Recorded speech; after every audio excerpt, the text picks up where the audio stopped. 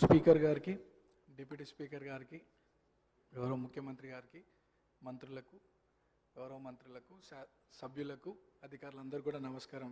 Speaker sir, first time మాట్లాడుతున్నందుకు చాలా హ్యాపీగా feel అవుతూ మీకు ధన్యవాదాలు తెలియజేస్తూ, గత 2 సంవత్సరాల క్రితం ఇదే సభలో గౌరవ ముఖ్యమంత్రి గారు ఒకానొక సందర్భంలో పేరు ప్రస్తావించడం, 2 సంవత్సరాల లోపే ఇక్కడ ఈ సభలో తోటి సభ్యుడిగా రావడం చాలా అదృష్టంగా, గౌరవంగా భావిస్తూ అధ్యక్ష, మా సామాన్య కుటుంబం నుండి వచ్చినటువంటి నాకు ప్రజాసేవ కల్పించే అవకాశం కల్పించినటువంటి మా ముఖ్యమంత్రి గారికి, కాంగ్రెస్ పార్టీ పెద్దలకు ఈ అవకాశాన్ని స్వాగతిస్తూ మా ప్రాంత ప్రజలందరూ కూడా నన్ను ఆశీర్వదించి సభకు పంపించడం వల్ల అందరికీ కూడా మనసారా కృతజ్ఞతలు తెలియజేస్తూ, సార్ ఈ సభలో మాట్లాడే ప్రతి మాట, ప్రతి అంశం కూడా ప్రజల జీవితాలతో ముడిపడింది కాబట్టి సభ గౌరవిస్తూ, సభ మర్యాదలను పాటిస్తూ ముందుకు సాగుతానని, మా ప్రాంత ప్రజల యొక్క సమస్యలు పరిష్కరించడానికి గౌరవ ముఖ్యమంత్రి గారి ఆశీస్సులతో, సలహాలు, సూచనలతో మా ప్రాంత ప్రజల సమస్యలు పరిష్కరిస్తూ వారి సంక్షేమ అభివృద్ధి కోసం సాగుతాను ముందుకి,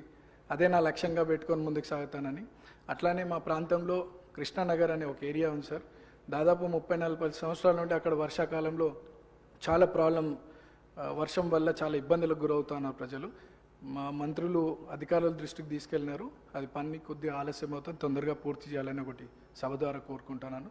అట్లానే హైటెన్షన్ లైన్స్ మా ప్రాంతంలో ఉండడం వల్ల 10ల సంఖ్యలో ప్రజలు చనిపోయినటువంటి విషయం పూర్వంలో, అది కూడా అధికారుల దృష్టికి తీసుకెళ్ళినారు.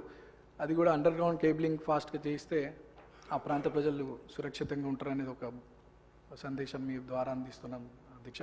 అండ్ చాలామంది పిల్లలు కూడా అక్కడ చదువుకొని 10th తర్వాత ఫైనాన్షియల్ ప్రాబ్లం వల్ల చదువుకోలేని పరిస్థితి. సో అక్కడ ఒక ఇంటర్మీడియట్ అండ్ డిగ్రీ కాలేజ్ కూడా వస్తే బాగుంటుందని ఒక అభిప్రాయం తెలియజేస్తూ, నాకు ఈ అవకాశం ఇచ్చినటువంటి మీకు థ్యాంక్స్.